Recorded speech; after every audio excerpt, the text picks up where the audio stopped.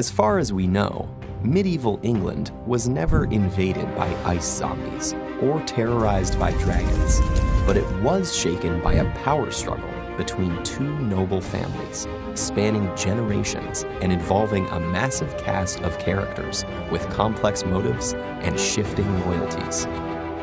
If that sounds familiar, it's because the historical conflicts known as the Wars of the Roses served as the basis for much of the drama in Game of Thrones. The real-life seeds of war were sown by the death of King Edward III in 1377.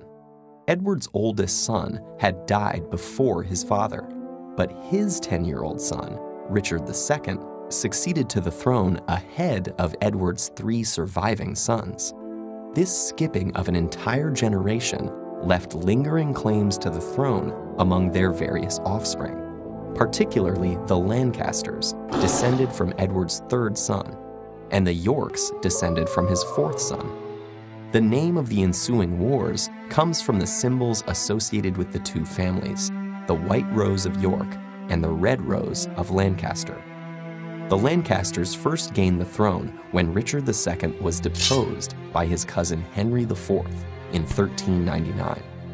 Despite sporadic unrest, their reign remained secure until 1422, when Henry V's death in a military campaign left an infant Henry VI as king. Weak-willed and dominated by advisors, Henry was eventually convinced to marry Margaret of Anjou to gain French support. Margaret was beautiful, ambitious, and ruthless in persecuting any threat to her power, and she distrusted Richard of York most of all. York had been the king's close advisor and loyal general, but was increasingly sidelined by the Queen, who promoted her favorite supporters like the Earls of Suffolk and Somerset. York's criticism of their inept handling of the war against France led to his exclusion from court and transfer to Ireland. Meanwhile, mounting military failures and corrupt rule by Margaret and her allies caused widespread discontent. And in the midst of this chaos, Richard of York returned with an army to arrest Somerset and reform the court.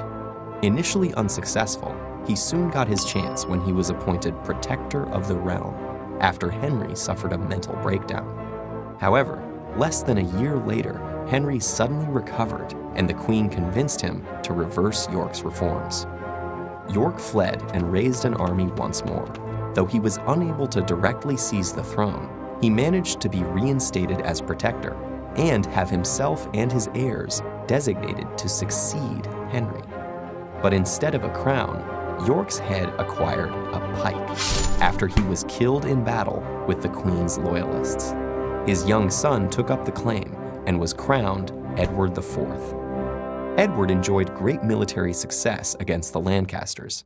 Henry was captured, while Margaret fled into exile with their reportedly cruel son, Edward of Westminster. But the newly crowned king made a tragic political mistake by backing out of his arranged marriage with a French princess to secretly marry the widow of a minor noble. This alienated his most powerful ally, the Earl of Warwick. Warwick allied with the Lancasters, turned Edward's jealous younger brother George against him, and even briefly managed to restore Henry as king. But it didn't last. Edward recaptured the throne, the Lancaster prince was killed in battle, and Henry himself died in captivity not long after. The rest of Edward IV's reign was peaceful, but upon his death in 1483, the bloodshed resumed. Though his 12-year-old son was due to succeed him, Edward's younger brother Richard III declared his nephews illegitimate due to their father's secret marriage. He assumed the regency himself and threw the boys in prison. Though no one knows what ultimately became of them, after a while the princes disappeared, and Richard's power seemed secure. But his downfall would come only 2 years later, from across the narrow sea of the English Channel. Henry Tudor was a direct descendant of the first Duke of Lancaster, raised in exile after his father's death in a previous rebellion.